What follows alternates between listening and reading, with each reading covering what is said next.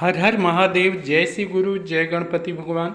देखी जा कि प्रभु भगवान शिव सबके गुरु हमें, यही से उनका के सबके गुरु और हमनियों के शिव गुरु कहे नहीं जा। और शिव गुरु प्रथम गुरु हमें संसार में। ये संसार की उत्पत्ति जब भइल तब प्रथम गुरु के रूप में भगवान शिव अइले। वेद व्यास जी शिव पुराण में एगो कथा कहत रहे और वो कथा के हम रौरा सभी के सुनावे जातनी। आइजा कथा में चल जाओ गोस्वामी शिव चर्चा कथा के तरफ से। और शिव पुराण की कथा है कि एक बार एगो गांव में बहुत धनाढ़ एगो सुनार रहत रहन। उनकर व्यापार बहुत बढ़हन रहे और व्यापार इतना जोर पर रहे कि उनका घर में हीरा जवाहरात कोनो चीज़ की कमी ना रहे और तरह तरह के उनकर घर में नौकर चाकर सब चीज़ रहे। और वो भगवान शिव के परम भक्त रहन। भगवान शिव के परम भक्त रहन। उनकर पत्नी भी भगवान शिव के भक्तिन रही और कोनो चीज़ के कमी ना रहे। भगवान से कोनो भी चीज़ के ओहन जना आज तक गिला शिकवा चाहे शिकायत ना कैलन जा। एक दिन के बाद भइल कि सेठ जी कहीं आपन काम से जंगल से गुजरत रहन और जंगल में उनका के सांप काट लेलस, जना के चलते उनकर मृत्यु हो गई। जब मृत्यु हो गई तो देखें कहाला कि विपत्ति के कभी दस्तक के पता ना लगेला। विपत्ति कब हमनी के घर में आ जाई ओकर कोनो गणना नीचे, कोनो ओकर ज्योतिषी बता ना सकत रहे। और विपत्ति के पैर कई तरह के होला और ये सेठ जी के तरफ से ये विपत्ति उनका घर में वास कर गई और इन्हें इनका के सांप काट लेलस। जब मृत्यु के प्राप्त हो गए तो उनका घर में चोरी हो गई। चोर आके सब धन चुरा ले गए। सब टोटल धन उनका घर के हरण हो गई। अब उनकर पत्नी उनकर बाल बच्चा सब केहू भूखे मरे लागल और सब केहू भगवान शिव से मनावे लागल कि हे प्रभु अब हमनी के गुजारा कैसे हुई, काहे कि हमनी घर में अब तक खैलो के लाला पड़ गइल बा। हे प्रभु और भोग का लगाई। उनकर पत्नी इहे कह के रोवस और प्रभु के अपार महिमा के आगे कहे लगली कि समय कब केकर कौन दिन दिखावेला ये कौन केहू नहीं जानत। और ये तरह प्रभु से याचना करे लगली कि हे प्रभु अब हमनी के दिन दशा कब सुधरी। एक दिन के बाद भइल कि खैला खेला बिना मरत मतारी अपन पुत्र के जौन 18 साल के रहे पढ़ लिख के अभी बेचारा बाहर देश से आई रहे और ओकरा सुनार के व्यवसाय के बारे में कुछ भी जानकारी ना रहे और वो बस अपन पढ़ाई पूरा कैलस।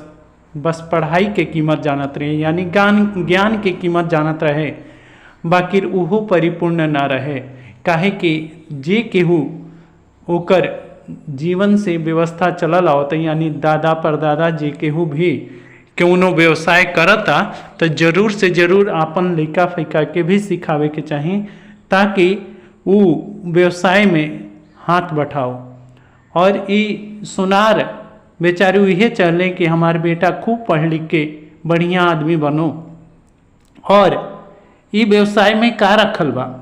ये तरह करके जब घर में लाला पड़ गए तब माई उनका के खूब एगो बढ़िया हार जौन नीलम पन्ना हीरा तीनों चीज़ों में जड़ा रहे और तीनों चीज़ के उहार के अपन पुत्र के सौंप के कहली कि हे बेटा तू जा चाचा की दुकान पर और चाचा की दुकान पर जाके एकरा के तू बेच दिया। चाचा तारा के बढ़िया कीमत दे दी हैं जौना से हमनी के घर बार कुछ दिन ना चले लगी और थोड़े ही धन में यही धन एगो रह गइल बा और हमनी भी घर दुआर के अलावा कुछ भी हमनी भी धन नहीं के। जब वो चाचा के दुकान पर वो लड़का गई, चाचा से जाके प्रणाम कैलस, पाँव धा के उनकर चरण स्पर्श कैलस और कलश ही चाचा जी हई एगो हार बा, माई हमार देली हा और कली हा कि एकरा के एगो कीमत लगा के बढ़िया और रौरा दे दीही, काहे कि हमनी घर के अब व्यवस्था चलल मुश्किल बा, काहे कि हमनी घर में कुछ भी अब अनाज पानी नहीं के, काहे कि चोर सब चुरा ले गए सा। तब उस चाचा ओकरा के जांच परख के कहले कि हे बेटा तू पढ़ लिख के तो बहुत विद्वान बन गया, ठीक बा, बहुत अच्छा बा, बाकी हे बेटा तू शेयर बाजार के बारे में जानते बड़ा, सब चीज जाना तरा, यही चलते अभी एकर दाम गिरल बा और हीरा पन्ना और नीलम के तीनों चीज के दाम गिरल बा, यही चलते तू एकरा के घरे ले जा, माई के दे दिया और हई कुछ रुपया ले ला। और उनका के हाथ में कुछ रुपया के गड्डी थमा के और अपन भतीजा के वो हार भी दे देने और पैसा भी दे देने और कहले कि काल से तू हमरा दुकान पर आके कुछ अपन व्यवसाय भी सीखा जौन की आगे तहरा काम आई।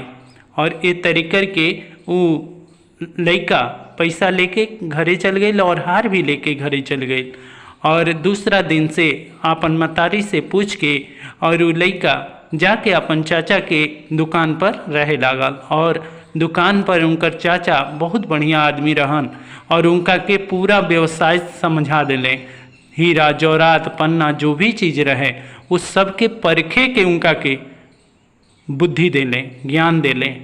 और ये तरीकर के जब उनका थोड़े दिना बाद बहुत बड़ एगो परखी बन गए, जोहरी बन गए, तब जाके चाचा कहले कि हे बेटा तू ऐसन कर, तू अपन माई वाला जौन हार बा ओकरा के बेच के और एगो बढ़िया वेबसाइट खोल ताकि तहरा पता लग जाओ और अब तू तो बहुत बड़ा जोहरी बन गया और तू आपन दुकान करके अब तू अलग से आपन बिजनेस कर। और ये तरीके के वो बिजनेस के बढ़ावे खातिर उनका के कहले कि हमो तारा के धंधे में और वही हार के बेच के जौन हीरा पन्ना नीलम के रहे वही हार के बेच के तू एगो बहुत बढ़िया दुकान खोल ला। और ये तरीका के चाचा उनका के कहले कि काल वो हार के लेके आई है। जब वो लड़का घरे गए, घरे जाके माई से कहले कि हे माई जौन हार रौरा बेचत रही वो हार हमरा के दही और हम खूब बढ़िया अब दुकान करम जौना से हमार व्यवसाय के पूरा काम सोनार के हम पूरा काम सीख गए, हम एगो जोहरी बन गए और वो हार के हम बेच के चाचा के दुकान से और खूब बढ़िया धन लेके और अपन दुकान खोलम। ऐसन चाचा के भी काम कहनाम बा। और ये तरीकर के वो जब माई से हार लेके देखा तने तो उनकर आँख फटा के फटा रह गई, आँख से आंसू गिरे लागल और का देखा तने कि वो सब हीरा पन्ना जौरात नकली रहे और नकली रहे और वो में दाम वो एगो पीतल के भी दाम ना रहे। ये चलते वो हार के रख के और फिर दूसरा दिना वो चाचा की दुकान पर आ गए। चाचा कहले कि हे बेटा तू हार ना लेके अला हा। तब वो आँख में आंसू भर के कहले कि हे चाचा का बताई कि वो तो नकली है, काहे कि उमें तो ना हीरा असली बा, ना पन्ना असली बा, ना नीलम असली बा, वो तो नकली हार बनावल गइल बा।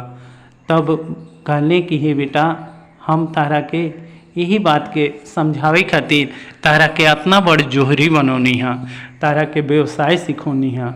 यही चलते कि अगर उस दिना हम तारा के कह देती कि हार नकली बा तब तू ई समझता कि आज हमनी के बुरा दिन आ गइल बा और चाचा भी हमनी से मुख मोड़ ले ले हाँ और चाचा भी हमनी के हार के बदले पैसा ना देले हैं, अच्छा कीमत ना देले हैं और वो हार के तू ही कीमत लगा लेला तो ई बढ़िया भइल और बतावा कि ओकर का कीमत बा।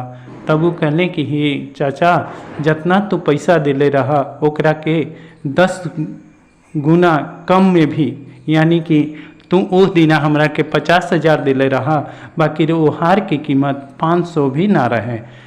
और ए तेरे चाचा के ऊपर पकड़ ले कहने कि नहीं बेटा, तहरा पहले व्यवसाय के सीखे के चाहिए। तहार जौन कुल खानदान के जौन धर्म बा, कुल खानदान के जौन व्यवसाय एकरा के सीख लेबा, तब जाके तहार काम काज अपने आप चले लगी। और ये तरीके करके चाचा अपना भीड़ से उनका के पैसा दे लें, उनका के दुकान करो लें। और ये तरीके करके वो जब ज्ञान की कीमत, यानी कि ज्ञान की कीमत ई ना कहला कि हम पढ़ लिख गई नहीं, और जब तक हम पढ़ लिख के कुछ हाथ से काम ना करम, हाथ से काम करे के ना सीखम, तब तक ओकर कोनो फ़ायदा नहीं है। ज्ञान असली कीमत तब होला कि जब ओकरा के प्रैक्टिकली करके आदमी अपना से करके देखी, तब जाके समझी कि ज्ञान के असली कीमत का होला। हमार कहे के मतलब बा ई कि देखी जा, आजकल लइका सर्टिफिकेट तो ले लेता, बाकी पढ़ाई के असली मतलब, भगवान के असली मतलब, भगवान के पूरा सानिध्यता चाहिए, पूरा उनका आपन भक्ति चाहिए, तब उनका के प्रति समर्पण होखे के पड़ी। ई ना कि हम गुरु धारण कर लेनी और गुरु धारण करके हम बहुत बड़ ज्ञानी बन गई ना। ज्ञान के कीमत तबे होला कि जब भक्ति के पूर्ण अंश से जान जाई, भगवान के पूरा समर्पण हो कि भगवान के अपन भक्ति भाव विश्वास के प्रति उनका के समर्पण करी, तब जाके ये ज्ञान के कीमत हुई। हर हर महादेव, जय शिव गुरु, जय गणपति भगवानी। कथा रउरा सभी के कैसा लागल जरूर से जरूर कमेंट बॉक्स में हर हर महादेव लिख के जरूर बताएं जा। और अगर कथा बढ़िया लागल तो रउरा सभी से ये अनुरोध बा कि चैनल के सब्सक्राइब भी करम जा, ताकि आवे वाला हर एक कहानी रउरा सभी के शिव पुराण के प्राप्त हो सके। जय शिव गुरु।